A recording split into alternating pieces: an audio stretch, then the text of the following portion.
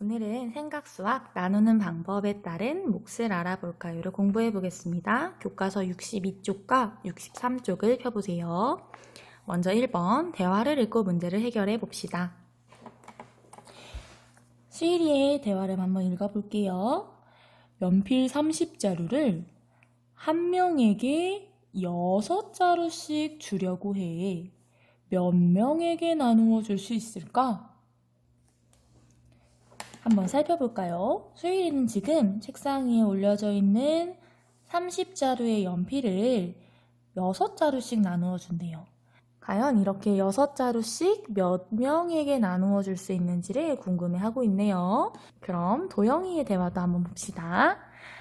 연필 30자루를 6명에게 똑같이 나누어 주려고 해. 한 명에게 몇 자루씩 나누어 줄 수 있을까? 라고 물어보고 있어요. 즉 도영이는 똑같이 있는 30개의 연필 중에서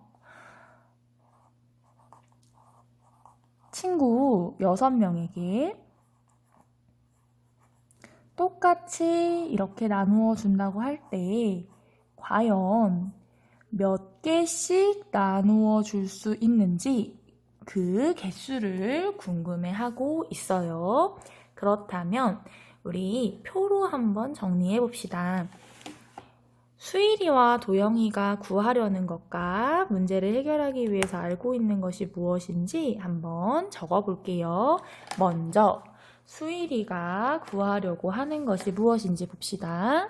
바로 수일이는 연필을 나누어 줄 수 있는 사람 수, 즉 몇 명에게 나누어 줄 수 있는지를 확인하고 싶어요. 그렇다면 도영이가 구하려고 하는 것을 글로 정리하면 어떻게 정리할 수 있을까요?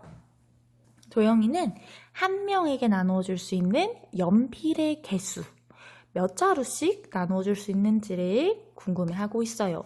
그럼 우리 문제를 해결하기 위해서 내가 문제에서 알고 있는 것이 무엇인지를 한번 확인해 봅시다. 두 사람 다 공통으로 알고 있는 게 있어요. 뭘 알고 있나요? 네, 맞아요. 둘 다 연필을 30자루씩 가지고 있다는 것을 확인할 수 있어요. 연필은 총 30자루를 가지고 있는데 수일이의 경우에는 추가로 알고 있는 게 뭐가 있나요? 수일이는 맞아요. 한 명에게 6자루씩 나누어 주려고 한다는 걸 우리가 알고 있고요. 도영이는 6명에게 똑같이 나누어 주려고 한다는 것을 알 수 있어요. 그럼 똑같은 연필 30자루를 수일이는 한 명에게 6자루씩, 그리고 도영이는 6명에게 똑같이 나누어 주는 것을 고민하고 있는데 어떤 방법으로 구할 수 있는지 63쪽으로 넘어와서 봅시다. 생각한 방법을 문제로 한번 적어 볼 건데요. 먼저 수일이 같은 경우에는 어떻게 문제를 해결할 수 있을까요? 선생님 같은 경우에는 30에서 60 덜어내고 몇 번 덜어냈는지를 세줄 것 같아요. 그러면 여러분 이걸 식으로 혹시 나타내면 어떻게 나타낼 수 있을까요? 우리 앞에서 배운 뺄셈식 기억하나요? 처음에 나누어지는 30 빼기 60 덜어내 볼 건데요. 실제로 우리 바둑돌을 60 덜어냈다고 이렇게 생각을 했을 때 한번 몇 번 덜어내는지를 구해보면 선생님이 이번에는 먼저 빠르게 구해볼게요. 총 5번을 덜어낼 수 있어요. 그러면 여러분 이거 나눗셈식으로 바꿀 수 있었는데 어떻게 바꿀 수 있었나요? 먼저 나누어지는 수 적어주고요. 나누는 수는 6이 되겠고요. 그리고 이때 이 나눗셈식의 몫은요. 바로 몇 번 빼졌는지 뺀 횟수를 적어주면 된다고 했죠. 지금 선생님이 몇 번 뺐을까요? 5번을 뺐죠. 즉 몫은 5라고 할 수 있겠네요. 그러면 도영이의 경우에는 문제를 어떻게 해결할 수 있는지 한번 봅시다. 도영이는요. 30자루를 6명에게 똑같이 나누어 주려고 한다고 했어요. 그래서 선생님이라면 30을 6으로 나누어 줄 것 같아요. 우리 이것도 곱셈식으로 한번 나타내 볼까요? 30을 6으로 나눈다고 했으니까 30 나누기 6을 해주면 되고요. 이때 몫을 구해줘야겠죠. 몫을 구하는 방법, 우리 지난 시간에 곱셈구구를 활용해서 배웠었지요. 어떻게 배웠는지 기억나나요? 네, 나누는 수가 있는, 즉 6단에서 얼마를 곱했을 때 30이 나오는지를 찾아주면 되지요. 그러면 6 곱하기 얼마를 해야 30이 나올까요? 맞아요. 바로 5를 곱해주면 되겠죠. 즉, 이 5가 이 나눗셈식의 몫이 되겠네요. 그러면 우리 아래에 몫은 각각 얼마인지, 몫이 나타내는 것이 무엇인지 한번 다시 정리해 봅시다. 수일이가 구하려고 했던 몫은 조금 전 구한 것처럼 5라고 할 수 있고요. 이때 몫이 나타내는 것은 무엇인가요? 5명에게 나누어 준다는 거, 이게 중요한 거였죠. 그렇다면 도영이의 경우에는요, 나타내는 식의 몫이 얼마였어요? 역시나 도영이도 몫은 5였어요. 근데 조금 나타내는 게 달랐어요. 도영이는 그렇죠. 한 명에게 5자루씩 나누어 줄 수 있다.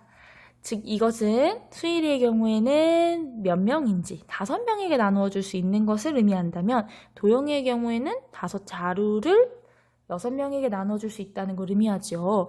같은 식이고 같은 몫이지만 의미하는 것은 조금 이렇게 다를 수 있어요. 여러분이 같은 문제를 보고도 어떻게 나누어 줄 수 있는지를 한번 생각해 볼 수 있겠네요. 그럼 2번 문제도 한번 봅시다. 아직 문제를 풀지 않은 친구들은 먼저 영상을 잠깐 멈추고 문제를 풀어주세요. 그럼 선생님이랑도 한번 풀어볼게요. 친구들에게 클립 45개를 똑같이 나누어 주려고 합니다. 어떻게 나누어 줘야 할지 생각해 봅시다 하고 클립 45개의 그림과 표가 하나 나와 있어요. 우리 표에 어떤 내용이 있는지 봅시다.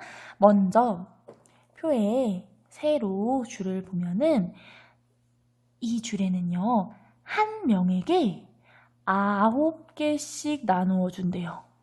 한 명에게 9개씩 나누어 줄 때 무엇을 구해야 될지를 찾아줄 거고요. 이번에 오른쪽에 있는 것을 보면은 오른쪽에서는요, 9명에게 똑같이 나누어 준대요. 우리 조금 전에 수일이와 도영이의 문제를 해결해 줬던 것처럼 이번에도 한번 나누어서 생각을 해볼 수 있겠네요. 그러면 먼저 한 명에게 9개씩 줄 때를 비교해 보도록 할게요.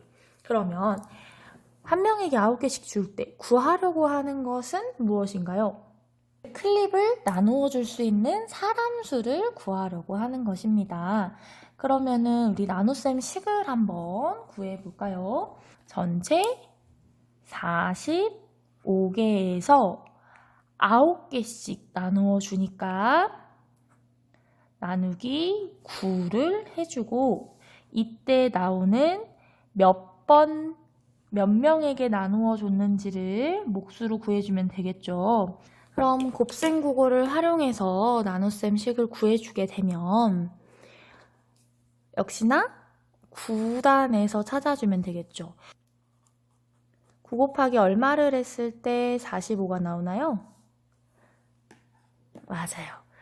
9, 5, 45니까 5명에게 나누어 줄 수 있겠네요. 그쵸? 그러면 이때 몫은 5가 되고요. 몫이 나타내는 것은 이렇게 5명에게 나누어 줄 수 있다는 것을 의미하는 거겠죠. 그럼 이번에는 똑같은 45개를 나누어 줄 건데 9명에게 나누어 줄 때는 어떻게 할 수 있는지도 정리해 봅시다. 먼저 구하려는 것은요, 한 명에게 줄 수 있는 클립 수가 되겠죠. 그랬을 때 나눗셈 식으로 구하면 어떻게 구할 수 있나요? 네, 45개의 클립을 9명에게 나누어 줄 거니까 나누기 9를 해줄 거고요. 이때 나오는 몫을 구할 수 있는데 조금 전에 사실 이 나눗셈식의 몫을 구했었죠. 9단에서도 특히 9, 45가 되니까 몫은 똑같이 5라고 구해줄 수 있고요. 네, 목에다가도 적어줄 수 있어요. 사실 여기까지는 나눗셈식과 몫을 보면 똑같을 수 있는데 이때 몫이 나타내는 것도 같은가요? 네, 조금 다르죠. 이때의 5는 5명을 나타내는 게 아니라, 즉 사람 수가 아니라 무엇을 나타내는 거예요? 맞아요. 클립수를 나타내는 거예요. 그래서 5개씩 나누어 줄 수 있다 라는 차이가 있습니다. 여러분도 한번 문제를 해결해 보고 두 표를 한번 각각 비교해 보세요. 우리는 다음 수학 시간에 만나요. 안녕.